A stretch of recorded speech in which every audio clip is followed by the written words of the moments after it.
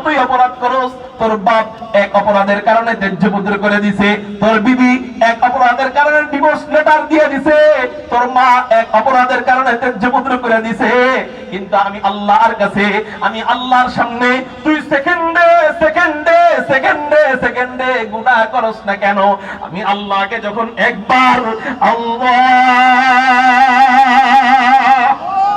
আমি আল্লাহকে যখন একবার আল্লাহ বলে ডাক দিবি, আমি আল্লাহ সব জায়গায় সবর করতে পারি, এই জায়গায় সবর করাটা আমি আল্লাহ নিজের জন্য সহ্য করতে পারি না।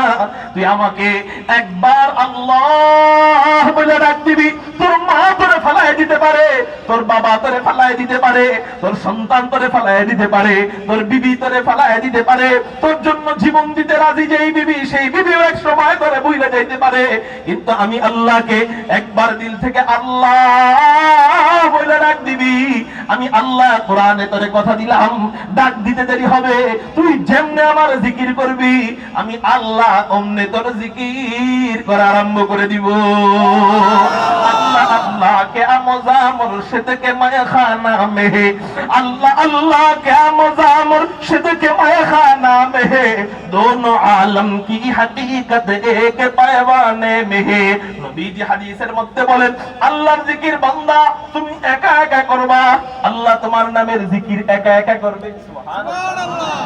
তাহাজ্জুদের নামাজের পর যায় নামাজের মুসল্লাটা বিছায়া তুমি আসন হয়ে পয়সা আল্লাহর নামের জিকির নীরবে নিবৃতে করবা, লা ইলাহা ইল্লাল্লাহ লা ইলাহা ইল্লাল্লাহ লা ইলাহা ইল্লাল্লাহ লা ইলাহা ইল্লাল্লাহ। নবীজি বলেন আল্লাহর নামের জিকির একা একা করবা, আল্লাহ পাক রব্বুল আলামিন তোমার নামের জিকির একা একা করবে। সুবহানাল্লাহ। আবার আস্তে কয় সুবহানাল্লাহ, আরো জোরে।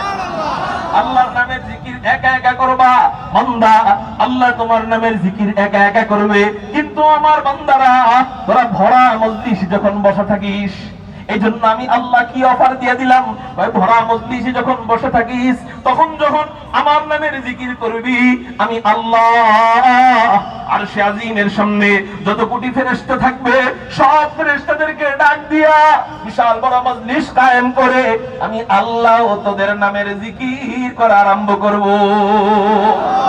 তোরা আমার নামের জিকির করবি, আমি আল্লাহ একা তোদের নামের জিকির শুনবো, কিন্তু আমি তোর নামের জিকির করব, আসমানের সব ফেরেশতারা তোর নামের জিকির আমার কুদরতি জবান দিয়ে শুনবে। সুবহানাল্লাহ। এই জন্য মুমিন মুসলমান বান্দার আল্লাহর নামের জিকির বলায় বলায় করার লাগবে কেন?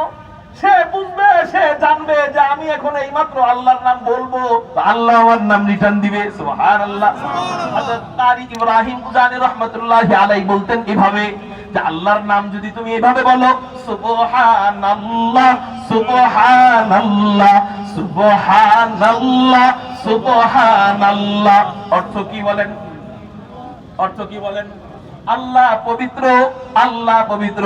হযরত রাহমাতুল্লাহি আলাইহি বলতেন, মুবারক করিম হযরত রাহমাতুল্লাহি আলাইহি বলতেন, আল্লাহ পাক আল্লাহ পাক আল্লাহ পাক আল্লাহ পাক আল্লাহ পাক সুবহানাল্লাহ আল্লাহ পাক আল্লাহ পাক।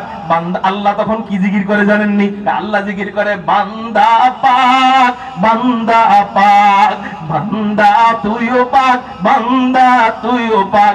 যা তোর দিলটা অপবিত্র ছিল, যা তোর অঙ্গ প্রত্যঙ্গ অপবিত্র ছিল, তোর রক্ত অপবিত্র, তোর গোশত অপবিত্র, তোর পেটের ভিতরে ময়লা অপবিত্র, তুই তোর বাবার অপবিত্র পানি থেকে আসছিস, তারপরেও আমি আল্লাহকে পাক পাক পবিত্র পবিত্র বলতেছিস, তাই না?